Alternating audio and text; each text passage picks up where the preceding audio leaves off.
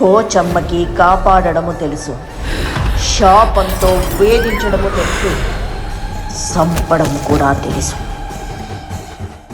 Okay, so ఇవాళ topic అంతా social media మీద జరుగుతుందన్నమాట. సో సోషల్ మీడియా మీద మీరు కూడా ఎక్కువగా ఉంటారు కదా. So you watch all those memes?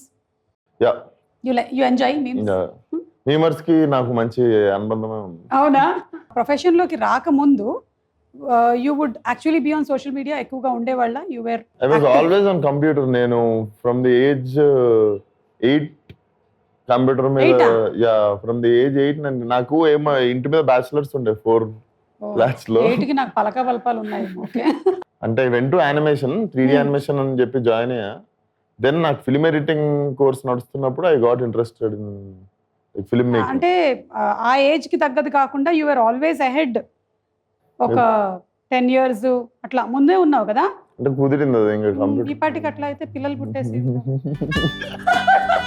Age ahead గా. సోషల్ మీడియా వల్ల ఆడియన్స్ కి దగ్గర అవ్వటం అనేది నిజమేనా? You connect more? ఆబ్వియస్లీ కదా. ఇప్పుడు ఇంతకు ముందు పోస్టర్లు అంటించి టీవీలో యాడ్లు వేస్తే గానీ ఆడియన్స్ దాకా రీచ్ అయ్యేటోళ్ళం కాదు. అవును. ఇప్పుడు it's very easy to reach them and వాళ్ళకు కూడా వెరీ ఈజీ టు మనల్ని బ్యాండ్ వాళ్ళకి కూడా వెరీ ఈజీ. ఈ కామెంట్స్ కి ఎలా రియాక్ట్ అవుతారు? ఎప్పుడైనా ఏమైనా చిరాకు అనిపిస్తే అట్లా నేను పెద్దగా చదవను. మా ఫ్రెండ్స్ ఎవరన్నా ఏమన్నా చదివి పక్కన చెప్తే వింటాం. విన్నప్పుడు ఏమన్నా మనకు అనిపిస్తుంది కానీ నేనైతే చదవా. అంత బేసిక్ గా అంత ఓపిక లేదు. Correct.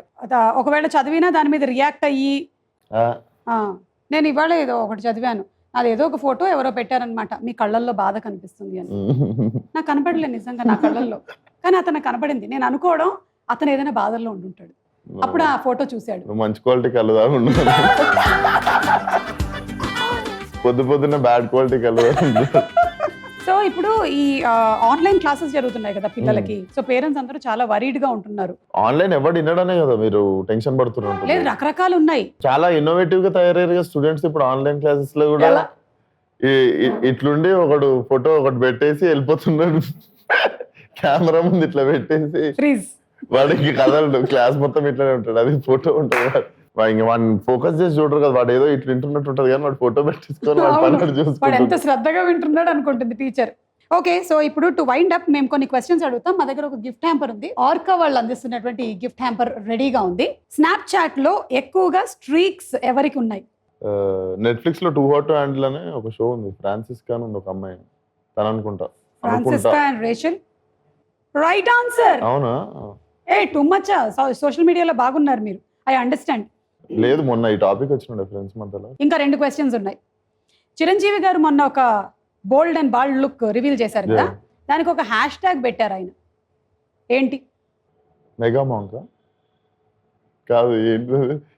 Urban monk. Urban monk. Yeah, urban monk. Okay, 3లో 2 చెప్తే చాలు. ఇది ఒకటి చెప్తే ఇచ్చేస్తాం. ఇన్స్టాగ్రామ్ లో ఎక్కువ మంది ఫాలోవర్స్ ఎవరికి ఉంది వరల్డ్ వైడ్ గా? Cristiano Ronaldo. Right answer. వేసుకోండి కాన్ఫిటీ బ్లాస్ట్ అవన్నీ ఎక్కడ మీ ఇంట్లో. ఎనీవే, కంగ్రాచులేషన్స్, మీరు ఆర్కా వాళ్ళు అందిస్తున్నటువంటి గెలుచుకున్నారు. శానిటైజ్ చేసుకొని మీరు తర్వాత తిందురు.